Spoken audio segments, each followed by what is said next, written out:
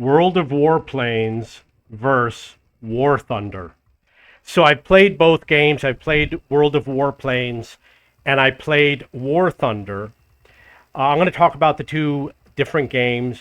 WarThunder is a lot more advanced, has a lot more depth into it. If you want a game that you're going to make a long-term investment in, you're probably going to pick WarThunder. World of Warplanes is a lot more laid back. The game is very good. You know, when it first came out, it wasn't so great.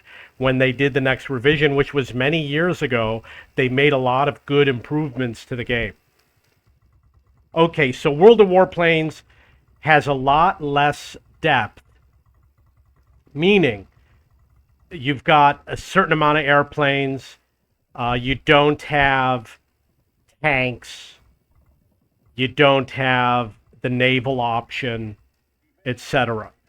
War Thunder as a game, you can play in a tank and then switch to an airplane during the same battle, and World of Warplanes does not do that. Number two, World of Warplanes is less competitive. There's fewer highly skilled players. When I was playing, you're watching my gameplay right now. When I was playing, occasionally I went up against a good player, but I was shooting everybody down in World of Warplanes pretty easy. With War Thunder, I had to avoid combat because everyone was significantly better than me. And if I tried to run away from them, eventually they would find me.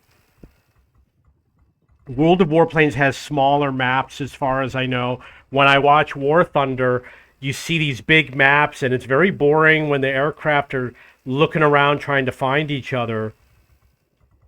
And you get these long games, but with World of Warplanes, the games end a little bit quicker.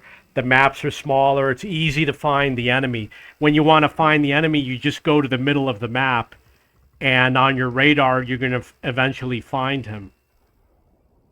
World of Warplanes doesn't have a respawn system like War Thunder. So with War Thunder, you can drive a tank, and if you're out of the game, you can respawn as another aircraft. With World of Warplanes, it doesn't exactly work like that. And the way the bases work, with War Thunder, you can fly back to your base and you can repair your aircraft.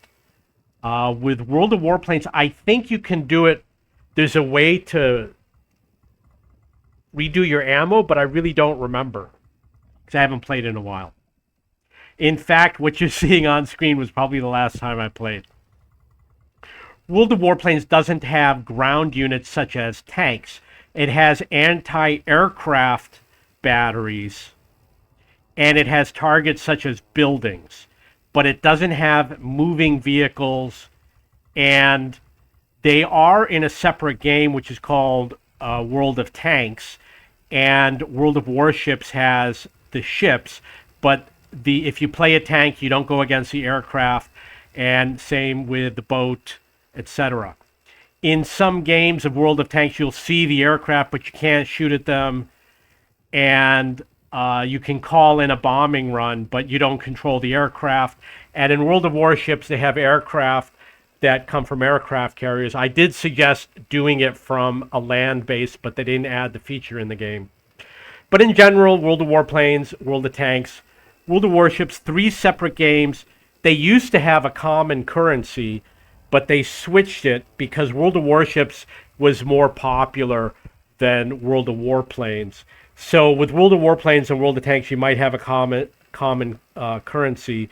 But with World of Warships, I'm pretty sure the currency is separate. That means if you can go to World of Warplanes, you can go to World of Warplanes, earn a lot of cash, and use it in your World of Tanks account. So in that sense, the game has a lot of depth if you like to play World of Tanks. World of Warplanes uses the hit point system. That means that every time you hit it, you do a certain amount of damage. If you hit it a certain number of times, the plane's done, the enemy is done. With War Thunder, they don't do it that way. Actually, they probably do, but if they do, it's not disclosed to the user. They use hit boxes with internal modules, and if you knock the wing off, if the person can fly the plane, he'll fly the plane. If he crashes the plane, he crashes the plane.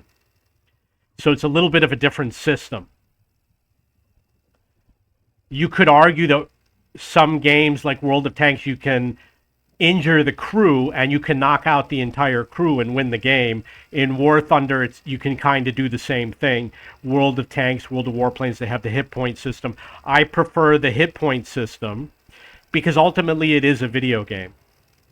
World of Warplanes gets into the action faster. When you're playing, you just fly around. Eventually, you're going to find the enemy. With War Thunder, you could be flying around a long time, and they could easily avoid you, or they could be following you and you don't realize it, etc. The last thing that I'm going to add is that War Thunder has professional pilots. And those professional pilots are very good, and they're constantly going to be knocking you out of the air. So you have to go up against professional pilots, which you're not going to really find in World of Warplanes. The opponents are going to be a lot easier in World of Warplanes. I hope that the video was okay. But that's my opinion, World of Warplanes versus War Thunder. If you have any questions or comments, please post below. Don't forget to go to cheapbooks.com if you want to buy books or